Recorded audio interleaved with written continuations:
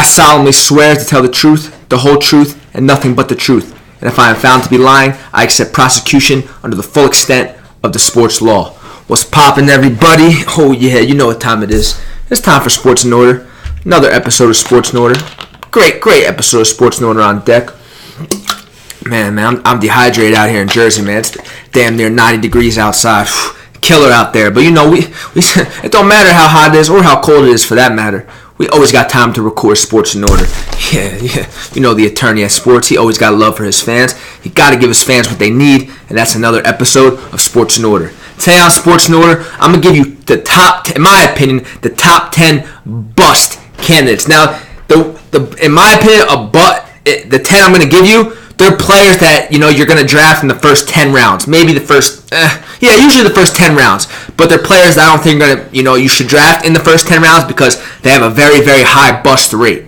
Then I'm going to bring in the Seahawks coach, Pete Carroll, and the general manager, John Schneider, into the interrogation room and, pretty much grill them on how they're handling the entire Earl Thomas situation. Then lastly, what's the case on the base with my players to add in fantasy baseball. But before we get started, I got to remind you, go do me a favor, go do the team a favor, and go ahead and subscribe and like the World of Sports Network YouTube channel. Sports in Order, Base Heads, Trash Talk Radio, the whole team doing big things, but you're not going to be able to see all those big things unless you like and subscribe to the World of Sports Network YouTube channel.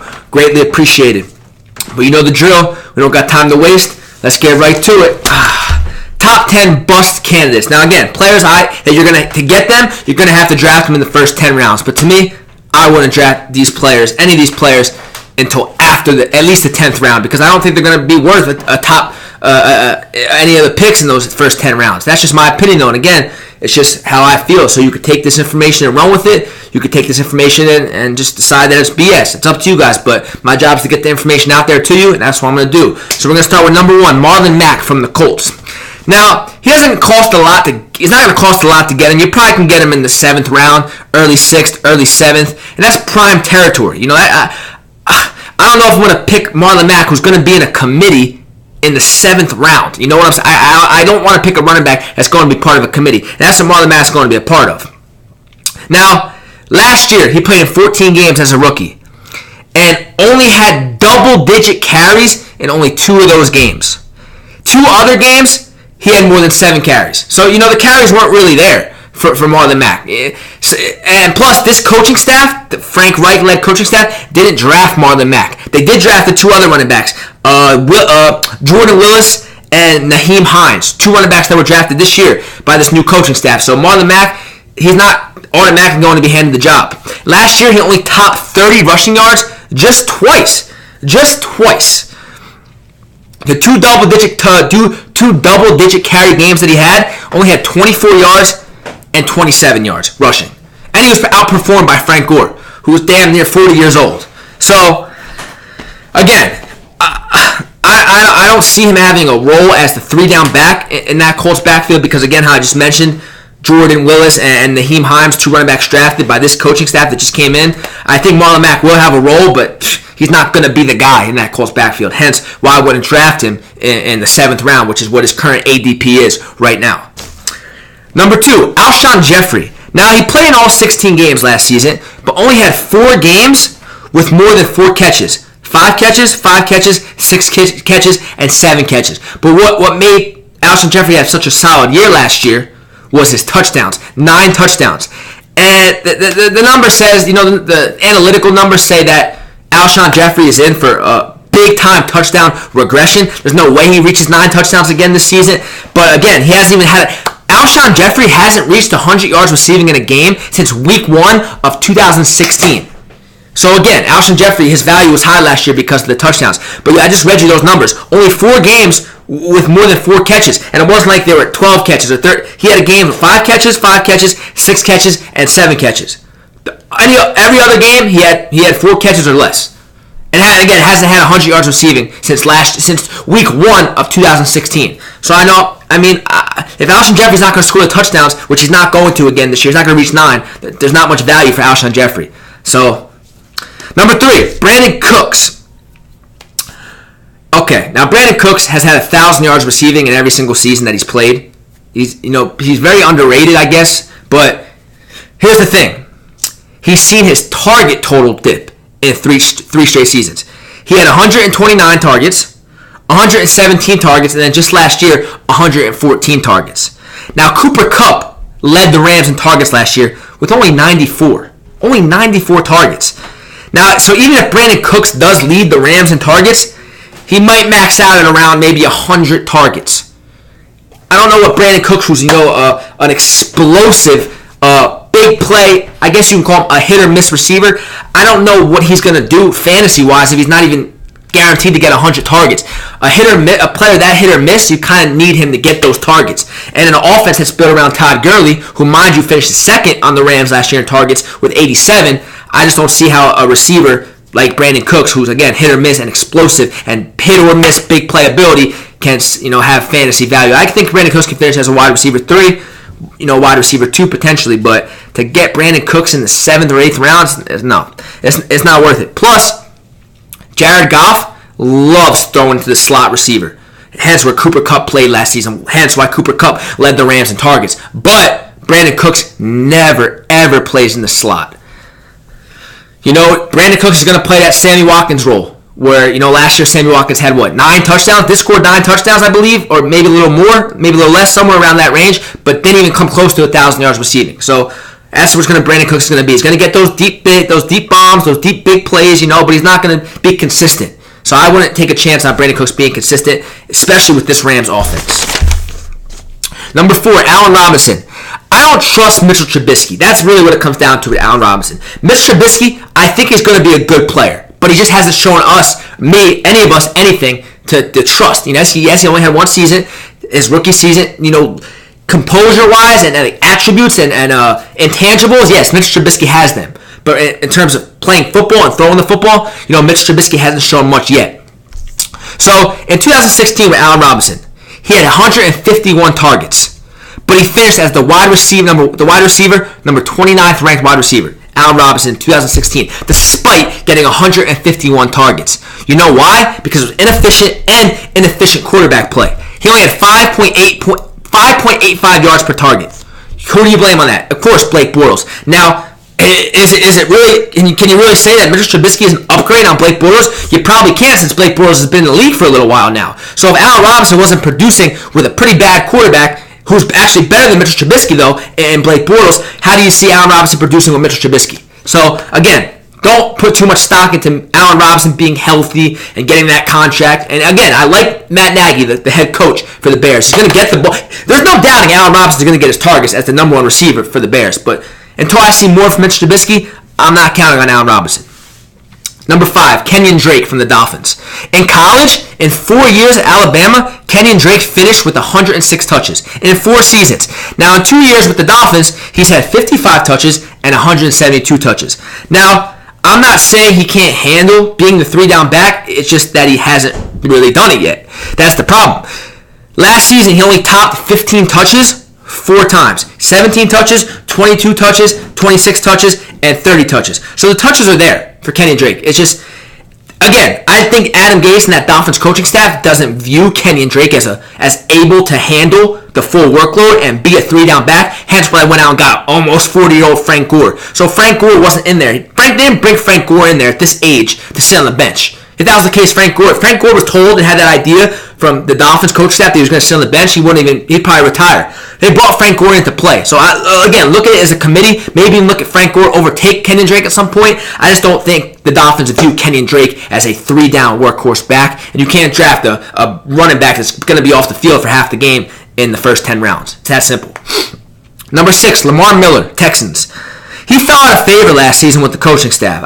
It's Deshaun Watson's team now, And people are drafting in this year's drafts. Like, I've been seeing people drafting Lamar Miller in like the 4th round or the 5th round. I don't understand why. Like, the running back of the future for the Texans is the kid they drafted last year, Deontay Foreman, the kid that tore his Achilles. If he didn't tear his Achilles, he would have took over and overtaken Lamar Miller's spot last year.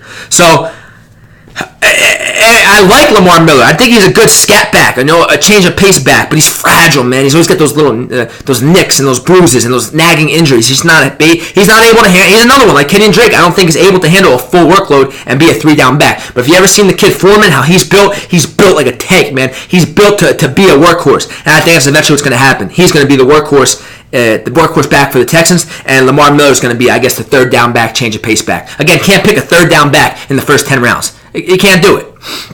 Number 7, Jordan Howard. Now, I love Jordan Howard, man. Jordan Howard's been so consistent his first 2 years. Over 1,000 yards rushing both seasons. It's just now with the new head coach, Matt Nagy demands, he doesn't ask, he demands his running backs to be able to catch the ball. And that's what Jordan Howard's weakness is, catching the ball. Now, he looks slim. I've seen him in camp so far. He looks slimmer. He lost some weight. He says he's been trying so hard and practicing every day after practice with the jugs machine, trying to catch the ball, trying to have a role to be the guy in this Chicago Bears backfield. But if you look at the other running back, Tariq Cohen, that's what he does naturally, catch the ball. And he's very quick and he's very explosive, and he has big playability, and that's what Matt Nagy loves from his running back. Big playability. Catch the ball, make a play, make somebody miss. Let's keep it going. Let's keep it moving. Fast pace, constant movement. And Jordan Howard's not that. Jordan Howard's a pounder, a between the tackles runner, a grinder, a punisher. Loves to hit you. He's nothing against him. He's a great running back. He's a great power running back. I just don't think he's going to be the running back on this Chicago Bears offense with the Chicago Bears coaching staff. He's just no disrespect to Jordan Howard again. I just think the way he plays, and that's that, the ball's going to be dropping off his hands. He's not coordinated catching the ball. Because no matter how much you try to catch the ball, learn how to catch the ball, if you're a running back, it's hard to do. You either can do it or you can't. I think eventually Jordan Howard's going to frustrate Matt Nagy so much that he just doesn't have a role anymore. And it's sad to say because Jordan Howard's a good running back. He should be traded to another team that could use a running back because Jordan Howard's a hell of a player. But I think the guy to own when it comes to the Chicago Bears backfield is Tariq Cohen because he fits Matt Nagy's offense so much better than Jordan Howard. Number 8, Drew Brees. That's crazy to say. Drew Brees, one of the best quarterbacks to ever play the game. First ballot, future Hall of Famer. But this Saints offense, just look at the numbers, man, from 2016 to 2017.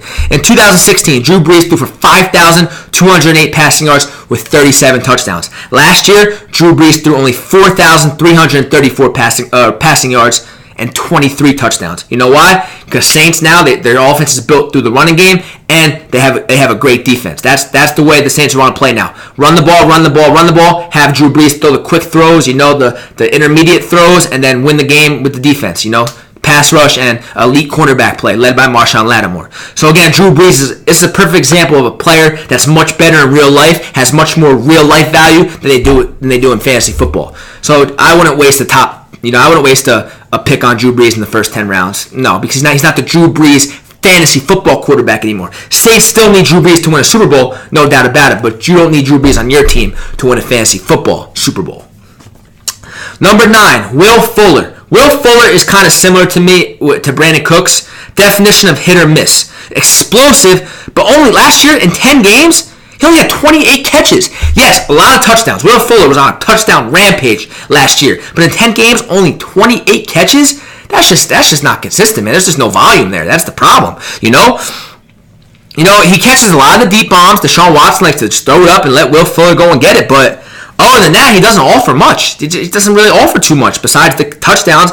Doesn't offer many catches. Doesn't offer many receiving yards, They don't really use him, and they don't really have a route tree for him. It's just Will Fuller. Run past the cornerback. So again, why are you picking Will Fuller in the 9th round or the 10th round? There's no need for that. You can get Brandon Cooks if you want that, and I wouldn't get him either in the first 10 rounds. So this goes for all receivers that are hit or miss, big boom or bust. No, wait, don't take a chance on that because more weeks than not, they're gonna end up busting you and burning you. Those boom weeks are nice, they're great to have, but to have a boom week every 5 or 6 weeks, it's just not worth it to me. And number 10, these are 2 players, C.J. Anderson and Christian McCaffrey. You don't want to pick either one of them in my opinion, first 10 rounds. People are probably like, what? Christian McCaffrey? I'll pick him in the 4th round. Okay, you guys aren't doing your research then. If you go look at Norv Turner, who's the new offensive coordinator for the Panthers, if you go look in the past at how he used running backs, just go look at how he used his running backs in San Diego with LT and Darren Sproles.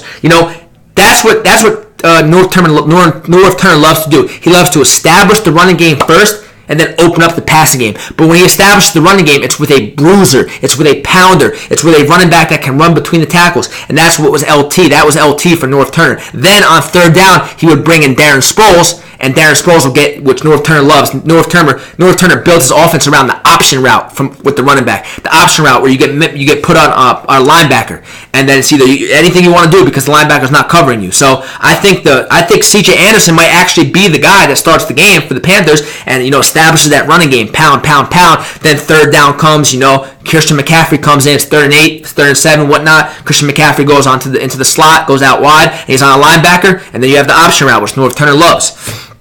So I just don't think you should waste the top pick in the first 10 rounds on either C.J. Anderson or Christian McCaffrey. I mean, I guess Christian McCaffrey, if you want to take a chance being a PPR league, you can maybe take him in the 7th or 8th round. But I'm telling you, C.J. Anderson and C.J. Anderson and Christian McCaffrey, they're both going to have a significant role on this Panthers offense.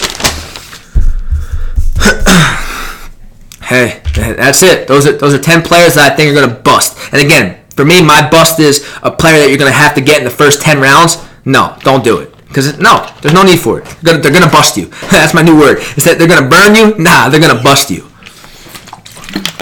All right, with that being said, baby, it's time for the interrogation room. Yeah, John Schneider and Pete Carroll, come into the interrogation room. Come on in. Guys, introduce yourselves. A bottle of water, cup of coffee. You guys are good? Okay. Introduce yourselves. Yep. GM of the Seahawks and head coach of the Seahawks. What's going on, guys? What's going on with Earl Thomas? Why are you doing this to him? Why are you treating him like he's a nobody?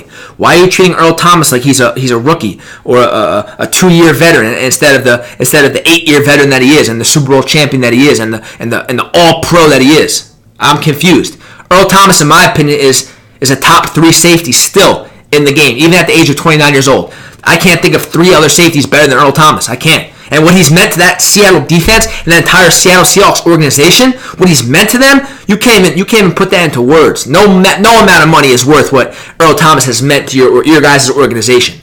But you guys are just sitting here and saying, you know what? Earl Thomas still has a contract. He still has 1 year left, and we're not going to compensate him. But you guys just gave Dwayne Brown, the left tackle who you acquired mid-season last year, you just gave him a brand new fat contract extension, right? Because I get it, you guys. Now it's all about protecting Russell Wilson. You let your defense win you a Super Bowl, and you let your defense kill themselves to win you a Super Bowl and try to win you another one. But now that they did that, you don't need them anymore. Let's go reward the pretty boy Russell Wilson. Let's go sign his blindside protector. Let's give him the money. Let's give him the contract extension, and we'll let all the defensive players that won us our Super Bowl, we'll let them walk away, or we'll let them just, do what they got to do. Yeah, let Richard Sherman leave. Yup. Yeah. Let Michael Bennett leave. Yup. Go do it. Yeah. But Earl Thomas, yeah, we'll trade him. We don't need him. No! You need Earl Thomas, guys. You need Earl Thomas, especially after losing Cam Chancellor, who has to retire due to a severe neck injury. He's not there anymore. Like I mentioned, Richard Sherman's not there anymore. Michael Bennett's in Philly. Now it's just Bobby Wagner, and if Earl Thomas comes back, that's it. Earl Thomas and Bobby Wagner. And right now it's only looking like it's going to be Bobby Wagner because you guys are playing hardball with one of the best safeties to ever play in the NFL. Not even for the Seahawks, ever in NFL history. Earl Thomas is going to be a future first ballot Hall of Famer. Never been a guy that's, in trouble off the field. Never been a guy that's caused problems in the locker room. Never been a guy that's caused problems on the field, sideline, whatnot. Never disrespected the coaching staff. Just played with a huge chip on his shoulder. Played with so much passion and loved the game of football and loved being a Seattle Seahawk. But you guys feel like what? I guess he's done. He's washed up. Even though he did just make the Pro Bowl last season and and was a second-team All-Pro last season. But he's done, right? There's no use for him on the Seattle Seahawks defense anymore, right? Okay, that's fine. If that's the case, if that's how you guys feel about Earl Thomas, I get it. Earl Thomas understands it. Earl Thomas understands at the end of the day it's a business. But stop. Why are you continuing to dick him around and leave him hanging on a string? Trade the guy. Trade Earl Thomas. There are many teams in the league that would probably offer you guys a second-round pick. Third round pick at worst for Earl Thomas. And if Earl Thomas doesn't play for you guys this year and holds out, which he's going to do unless he gets that contract extension, he's going to leave after this year for nothing. You guys are going to get nothing in return. So that would be, losing Richard Sherman for nothing, losing Michael Bennett for nothing. Now you want to lose Earl Thomas for nothing instead of just swallowing your pride, calling up the Dallas Cowboys, calling up another team, the Raiders maybe, calling up any of those teams that would love to have Earl Thomas on their defense. Call him, hey, listen, guys, Earl Thomas and us, it's just not going to work out. He's not going to budge. We're not going to budge. But we'll take one of your third-round picks. Earl Thomas is yours. That's all you have to do. But Schneider and Pete Carroll, you guys, I guess you got an ego, too much pride. We're not going to do that. Earl Thomas, he's still under contract. Either he plays for us or he don't play. No, Earl Thomas has earned the right. Earned the right. Either, in my opinion, he's earned the right to get a contract extension, and two, he's earned the right that if he's not feeling compensated and properly respected by you guys, he's earned the right to demand a trade and go play for a team that values him and respects him and is competing for a championship. Earl Thomas has put in that type of work. Earl Thomas has been in this league for 8 years, since 2010, and has just been a hell of a player and a hell of a person. Super Bowl champion. Come on, all-pro 6 times. The guy's earned it, man. So, that's that simple. This interrogation room is pretty short. I don't have much to say to you guys. It's just, you gotta do right by Earl Thomas. That's what it comes down to, because he's done right by you guys. Do you guys think you would have had a Super Bowl championship without Earl Thomas? I don't think you would have. I don't think you would have. Now, you could also probably say the same thing for Richard Sherman and Cam Chancellor and Bobby Wagner and Bennett and Russell Wilson and Doug Baldwin. Yes, they're all very essential, and they were very, very crucial to the Seahawks' success for the extended period of time, resulting in a Super Bowl championship. But Earl Thomas was just as important as those players. It was a team effort, no doubt about it, but that team was built on their defense and built based off the Legion of Boom, which Earl Thomas was the leader of, him and Cam Chancellor. So, I just don't understand why don't you see the value in Earl Thomas? And again, if you don't, I get that too, but do right by Earl Thomas and either trade Earl Thomas or pay Earl Thomas, because he's earned the right to get both, either paid or traded. It's that simple. But make sure you trade him to a team that's going to use him the right way and is going to be competing to make the playoffs at least. Don't be like that and trade Earl Thomas to the Browns or the Bills. Teams going nowhere. Trade him to a team that could use him to compete for a Super Bowl. That's what it comes down to, Earl Thomas. All right, guys. Thank you for stepping into the interrogation room. We'll talk to you soon. Go give Earl Thomas a call. He's waiting. He's waiting on it. Yeah, guys. Earl Thomas is a hell of a player. One of the best safeties to ever play the game. There's nobody would doubt that. Nobody's questioning that. But I get it. It's a business. NFL, NBA, MLB. They're all businesses, man. You're a professional athlete. You're a professional. There's no loyalty when it comes to professional anything. So I get where the Seahawks are coming from. I understand it. But the way they're going about it is what irks me. What irritates me. They don't want Earl Thomas anymore. They're not going to pay Earl Thomas. That's okay. But don't just make him, wait at his house and waiting in limbo. Like, no, do something. Let him know where you guys stand. Hey, Earl, we're not going to sign you, man. We're just not going to give you the money that you want. We're not going to extend you. But we're working hard. We're working on the phones. We're calling general managers. We're trying to trade you. So just be patient. Hold on. You'll have a new home soon. But the Seahawks aren't doing that. They're just pretty much giving Earl Thomas an ultimatum. Show up or sit home. And Earl Thomas gave the Seahawks the ultimatum of pay me or trade me. Earl Thomas is not coming back to the Seahawks unless he gets paid. And he's not playing without getting paid unless he gets traded. So there's no way Earl Thomas comes and plays for John Schneider and Pete Carroll. So that's why I'm saying you guys just gotta. They have to budge. They gotta budge a little bit. They gotta come to a common ground and they gotta come to a common denominator, whichever that may be, and reach an agreement. It doesn't have to be the agreement that favors one side more than the other. It has to be a mutual agreement. And I think that is either pay Earl Thomas. Give him the money he's looking for, but not as many years. Maybe give him a 2 or 3 year deal worth however much money he wants, or just trade him. Because if you don't want to give him the money, you're not going to want to give him the money next year when he's a free agent. So trade him and get some value back for him. Get a pick, a second or third round pick. That's it. That's being a smart business management. That's being smart business wise. And the Seahawks aren't doing that. They're just playing hardball. And usually when you play hardball, it doesn't end well. So that's what has to happen with Earl Thomas and the Seahawks. It's very simple. All right, it's time to finish off with what's the case on the base. I got 6 players that I want you guys to take a look at adding in fantasy baseball. Number 1, Cole Hamels just got traded to the Cubs. Gets out of Texas. Pitching in that Texas ballpark is tough, man. It's hot. The ball flies out of there. It's not a good pitcher's ballpark. He just made his debut last night in Chicago with the Cubs. 9 strikeouts, 5 innings, no runs, 9 strikeouts. Pretty good, man. 9 strikeouts from Cole Hamels. I mean, Cole Hamels isn't Cole Hamels that he used to be, but 9 strikeouts is pretty good. Now, Cole Hamels, again, he's played in a World Series, has won a World Series, pitched in postseasons before. So this pennant race with Chicago is not going to affect him. He's going to go out there and pitch and not be flustered. So if you're looking for the reliability, that's what Cole Hamels is going to give you, I think, with the Cubs, especially pitching in a better ballpark in the NL with a team that's going to offer him more run support. I like Cole Hamels for the rest of the season. Number 2, Roberto Osuna, the closer, who just got traded to the Astros. Now, he's about to be activated from his 75-game suspension. This Sunday, he'll be activated. He's going to take over the closer role in Houston. They traded Ken Giles, who was acting as the closer there in Houston. It wasn't working. And now Osuna, who last year had 39 saves and the year before had 36 saves, he's going to take over for the closing role with the best team in baseball. If I need a closer, man, I'm trying to find a way to get Roberto Osuna because he's going to get plenty of save opportunities. Number 3, Jonathan Schoop.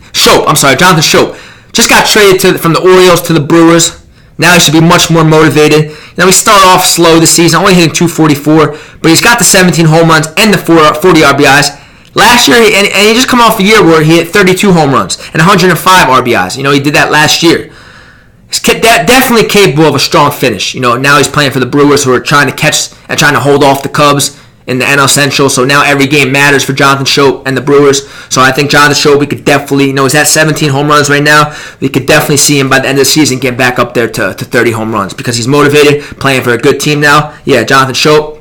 And I dropped him too. Go figure. But yeah, take a look at getting Jonathan Schoop. Number 4, Cole Calhoun, man. He's on fire. In July, he was on fire, man.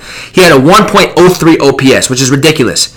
He was hitting 21 for 70 in July. That's what he was. He had 70 at-bats, 21 hits. That was a 300 batting average. 8 home runs, 17 RBIs. He actually just hit a home run last night. Before I took my notes, I read this morning. I took my notes last night, and then I read this morning that he hit another home run. So now, in July, he had, it was August yesterday, yeah. So 8 home runs in July, just hit another one last night. He's hot, man. Now, Cole Calhoun hasn't really shown much in his career that makes you think, okay, this is gonna be sustainable. But why he's hot, you might as well take a look at getting him. Why not, right? Cole Calhoun, take a look at him. Number 5, Matt Chapman for the Oakland A's. He was hurt for a little bit with the hand injury. He's back now. Hit .234 last year. Not great. But now this year, he's hot, man. Since he came back from the DL, he's hot. .272, 12 home runs. In July alone, he hit .342 and scored 18 runs. Always on base, scoring a lot of runs. Crazy average, .342 in July. That's pretty good, man. That's hot. That's pretty hot. No doubt about it. So, Matt Chapman, I don't think he'll continue to hit 272. That's his average right now. I think Matt Chapman's more of a 250, 255 hitter, but look for him to finish the season with 20 to 25 home runs. It's pretty solid, man. 250 average, 20 home runs. Can't complain. Not bad at all. And number 6, CJ Cron from the Tampa Bay Rays. He's the cleanup hitter for the Rays. In July, 6 multi-hit games. 257 average for the season with 20 home runs. Already a career high in home runs. 20 home runs. Probably going to finish with 30, which will definitely be way more than his career high. Past 3 seasons, CJ Cron hit 16 home runs. 16, 16, 16 in 3 straight seasons. So he's found a new source of power. And, I love me some home runs. Plus, the average is pretty good, too. Like I said, hitting 257, damn near 260 with 20 home runs. I like that. Plus, again, hitting cleanup for the Rays. A lot of run-producing opportunities for CJ Cron out there in St. Petersburg. All right, that's it, man. I gave you my 10 top 10 BUSTS candidates. I brought the Seahawks general manager and head coach into the interrogation room. I gave you 6 players to add in fantasy baseball. What more do you want from the attorney at sports, man? You want a couple dollars? You want what do you want? I'm giving you everything today. But with that being said, the verdict is in. The jury has decided on your sentencing. Let me get it real quick. All right. Okay. Got you. All right. All of you guys have been sentenced to 25 years to life of eating buffalo wings, drinking ice-cold beer, and enjoying sports. This is Sports in Order. I'm the attorney at sports. This is my courtroom. The jury's out. Peace. See you next time.